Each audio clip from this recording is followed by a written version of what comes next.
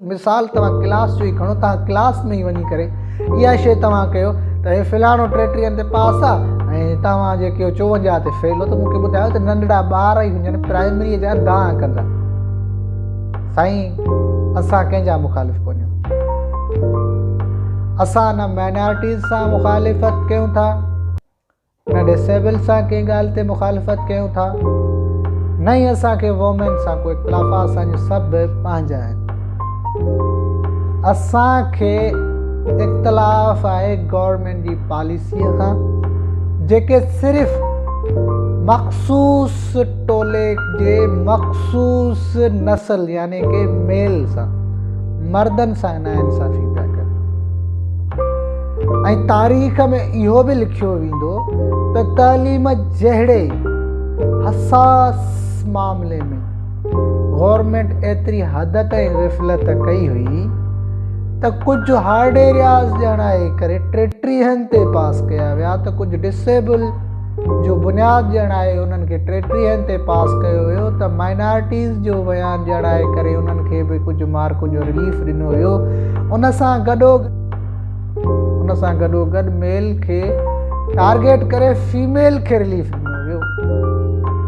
त हिते सवाल इहो पैदा थो थिए त छा ही जमहूरी मुल्क आहे जिथे लिखियो ऐं पढ़ियो वञे थो त कानून सभिनि जे लाइ बराबरि, या कंहिंजे लाइ बि न।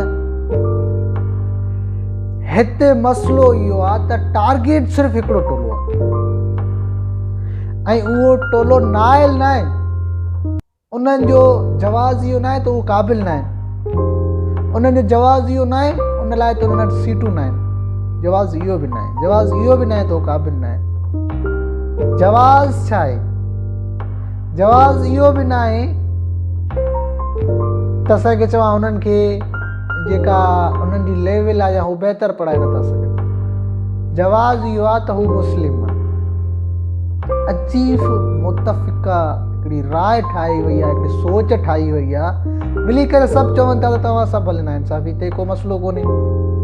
मसइलो ही तव्हां तालीम जे सिस्टम सां कयो पिया, ईंदड़ नस्लुनि सां ही खिलवाड़ कयो पिया।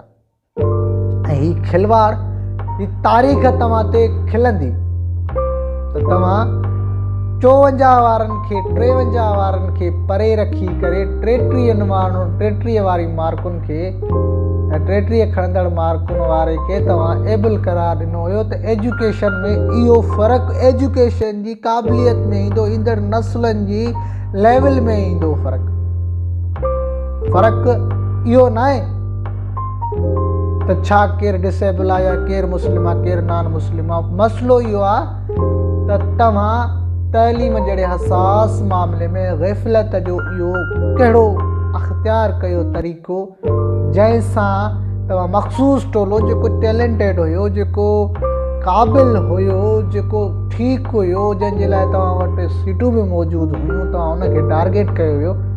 छो? असां सिर्फ़ु इन ॻाल्हि ते अटकिया बीठा आहियूं। इहा मसइलो न आहे त असांखे को जॉब न मिलंदी या बसि असांजो को इहो फाइनल क़िस्मत आहे, बसि ज़िंदगी जो आख़िरी फ़ैसिलो आहे, आख़िरी मरहलो आहे, न अॻिते असांजी ज़िंदगी कान्हे। न, अहिड़ी का ॻाल्हि कोन्हे का। ऐं जेके तव्हां चओ था न ॿीहर तयारी कनि, हार्ड वर्किंग कनि, वर अॻिते अचनि, इहो मसइलो कोन्हे। मसइलो इहो आहे त तव्हां हिन निज़ाम में हिकिड़े मुल्क जे, हिक ई मुल्क जे आम शहरनि सां कहिड़े बुनियाद ते तव्हां परे रखियो वियो ऐं कहिड़ी सोच तयारु कई वई जेका 33 वारो माण्हू बहितर पढ़ाए सघे पियो, 33 वारो पास आहे, उते 54 वारो फेल आहे। तव्हां कहिड़ी समाजी सोच